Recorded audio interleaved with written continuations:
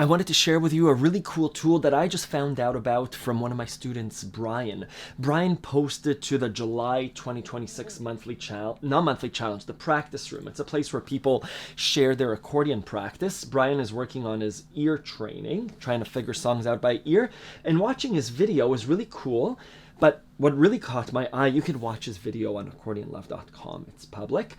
Otherwise, what caught my eye is this. He's looping something in the background. You can hear him. And the whole section loops. And I said, how's Brian doing this? Playing and controlling the mouse with his other hand? No. He's using something called LoopTube, which is looptube.io.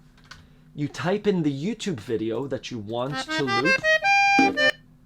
You set a start point, start loop, and then an end point where you want the loop to end. So maybe I want to go from 10 seconds to 17 seconds. And this will loop just that section of the video. How is this useful?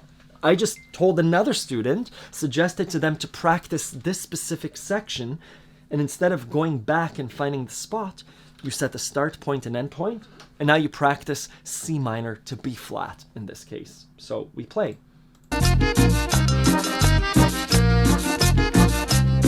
gonna loop back. And again, you can really fine tune this and zoom in and say, I really wanted to go through from there.